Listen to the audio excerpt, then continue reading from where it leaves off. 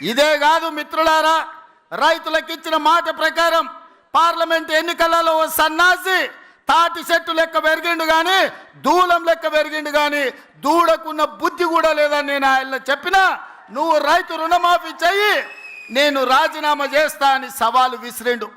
ఆయనలోనే నేను యాదగిరిగుట్ట లక్ష్మీ నరసింహ సాక్షిగా చెప్పిన 15 ఆగస్టు లోపల 2 లక్షల రూపాయల రుణమాఫీ చేసి తీరుతాని మాట ఇచ్చిన పార్లమెంటులో 42% ఓట్లు 8 పార్లమెంట్లు మీరు గెలిపించారు.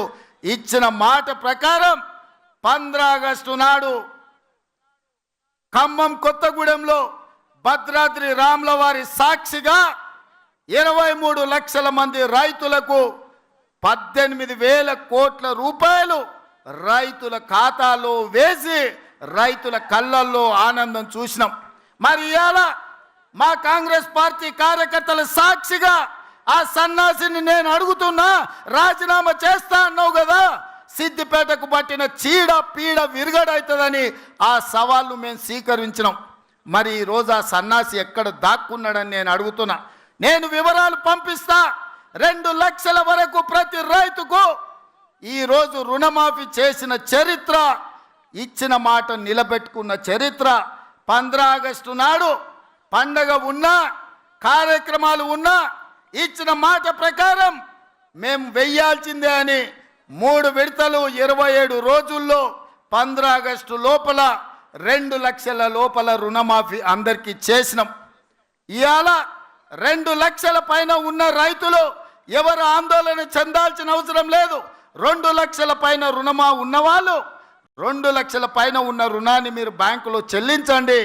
మీరు చెల్లించిన మరుక్షణం ఆ 2 లక్షల రూపాయలను కూడా మీ ఖాతాలో వేసే బాధ్యత మా ప్రభుత్వం తీసుకుంటుందని చెప్పి నేను ఆ రైతాంగానికి తెలియజేస్తున్నా. పబ్లిక్ మీటింగుల్లో దేవుళ్ళ మీద ఒట్టు పెట్టి రేవంత్ రెడ్డి గారు చెప్పారు.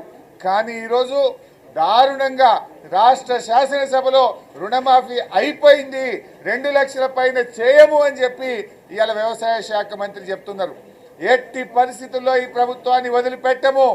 2 లక్షల పైన ఉన్న వాళ్లకు మీరు చెప్పిన మాట ప్రకారంగా ఈ రాష్ట్రంలో ప్రతి రైతుకు రుణమాఫీ అయ్యేదాకా బీఆర్ఎస్ పార్టీ ఈ కాంగ్రెస్ ప్రభుత్వాన్ని రేవంత్ రెడ్డిని నిలదీస్తూనే ఉంటుంది, ప్రశ్నిస్తూనే ఉంటుంది.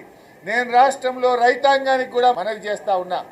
రైతు సోదరులారా, ఎక్కడికక్కడ కాంగ్రెస్ పార్టీ నాయకులను, ఎమ్మెల్యేలను, మంత్రులను ఈ రేవంత్ రెడ్డి గారిని నిలదీస్తూనే ఉండండి, ప్రశ్నించండి.